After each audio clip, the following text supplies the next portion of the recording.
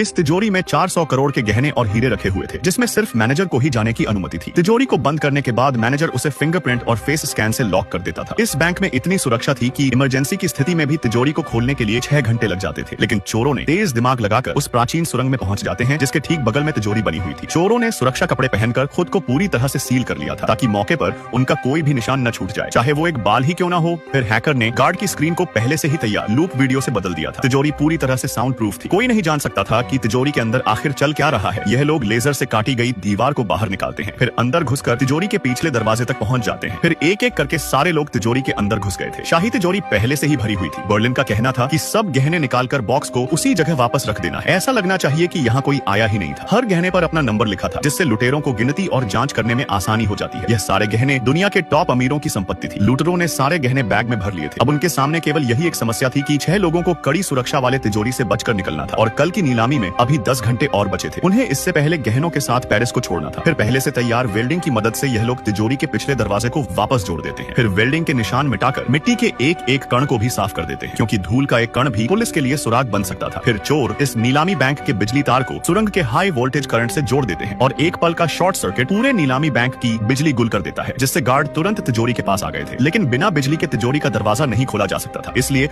वो एक्सपर्ट को बुलाते हैं, और उस समय के बीच लुटेरों को काटी गई दीवार को जोड़ने और निशान मिटाने का समय मिल जाता है, ताकि जाने से पहले सब कुछ वैसा ही दिखे जैसे खोदने से पहले था। कोई नहीं जान पाएगा कि लुटेरे कभी यहाँ पर आए भी थे। सारे इस्तेमाल किए गए औजारों को भी इस सुरंग की जमीन में दफना दिया जाता है। फिर लुटेरे होटल लौटकर सब अपने रहने के निशान भी मिटा देते हैं, और टीम का एक आदमी गहनों को छोटा करके छोटे छोटे बैग्स में पैक करता है, और उन बैग्स को मछली के डिब्बे में डालकर फिर से उसे सील कर देता है, ताकि किसी को जरा सा भी शक ना हो। सारे सुराग मिटाने के बाद बर्लिन पुलिस को भटकाने के लिए कुछ झूठे सुराग तैयार कर लेता है। वो एक नेकलेस लेकर शहर के बाहर एक बंगलो में आता है और झूठे सुराग बना लेता है। फिर अगले दिन जब तिजोरी खोली गई तो पूरे शहर में अलार्म बज उठा था। तिजोरी पूरी खाली थी। कड़ी जांच के बाद पुलिस को मैनेजर के कमरे से गहनों की संपत्ति मिलती है, जिससे पुलिस ने मैनेजर को ही चोरी के लिए गिरफ्तार कर लिया था। दरअसल बर्लिन ने ही नकली सुराग से मैनेजर को फंसाया था। फिर लुटेरे पर्यटक बनकर अलग अलग अनजान बस से पेरिस को छोड़कर जा रहे थे। लेकिन लुटेरों को पता नहीं था कि मामला इतनी जल्दी शांत नहीं होने वाला है, क्योंकि 34 गहनों के मालिकों ने मिलकर दुनिया की सबसे टॉप जासूस को जांच करने के लिए बुला लिया था, जिससे बचना नामुमकिन था।